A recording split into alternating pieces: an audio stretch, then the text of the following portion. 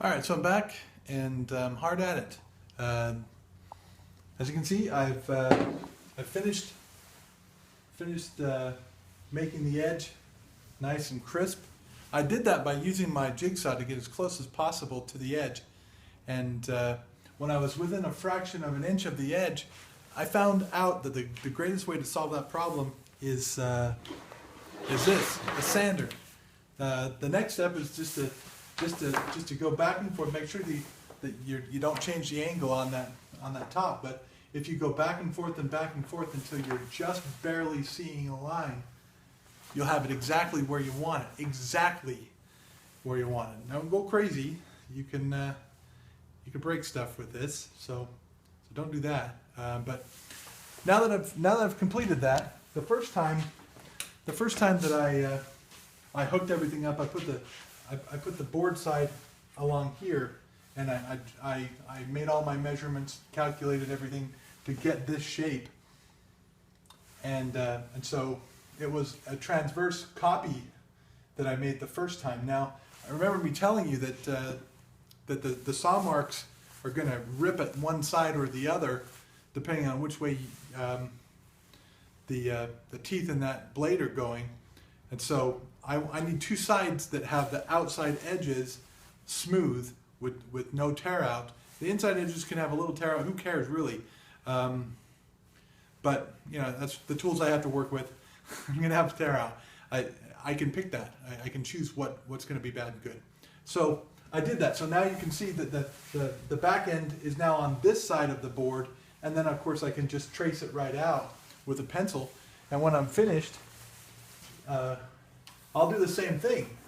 I'll cut it out within a fraction of an inch. Or actually, I'll cut it out with the skill saw.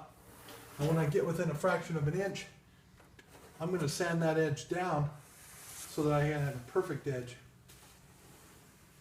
That way I get two copies that are exactly like one another, so that when I make the cross bracing that comes out this way, it'll line up perfectly. So don't worry, this I'm really excited. It's working out exactly as I planned it. So I've put some lines on. Let's get out the skill saw and do the cutting. I'll be back in a minute. All right, so I've cut the second piece, and I've laid it on top of the first piece so that it's flush. The bottom and the back meet. So I've checked in several places along the back, and of course I didn't cut the back, and I also didn't cut the bottom, so they got the factory edge and they should be straight. And so they're just stacked on top of each other, and the game here is to use what's called a flush trim bit. And let me show you how that works.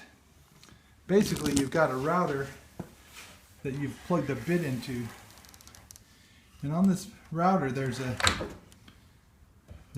bearing, which I don't know how well you can see in this shot, but it's right there. So what I'm going to do is I'm going to put this router on top of the first board like this. And as you can see, what's going to happen is that bearing is going to trace the top board, cutting away the bottom board anywhere where the two don't match.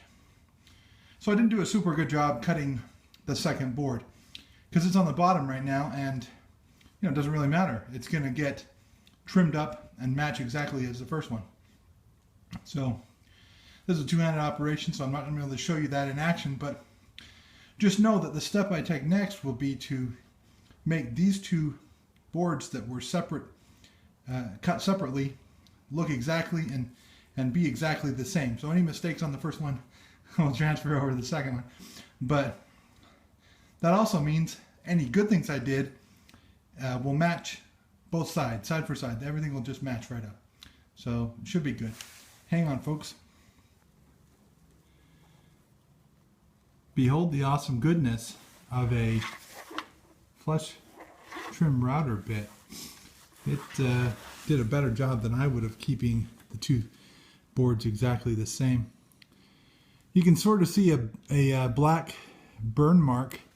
That's because the bearing that I'm using is mostly worn out, so it's sort of rubbing instead of spinning freely like it's supposed to.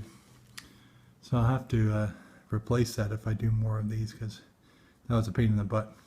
It sort of stuck several times, but it did a really good job of staying where I wanted it to be. I'll still need to, I have them clamped together, these two boards, and I'm going to sand them now to make sure that they get smooth at the same consistency.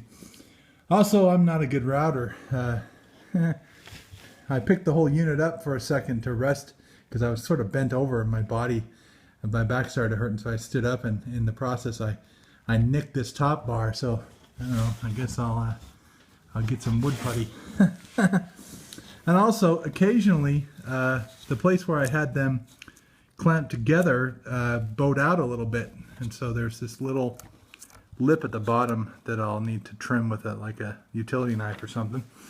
But oh, and I guess I should mention that I made a hard turn here.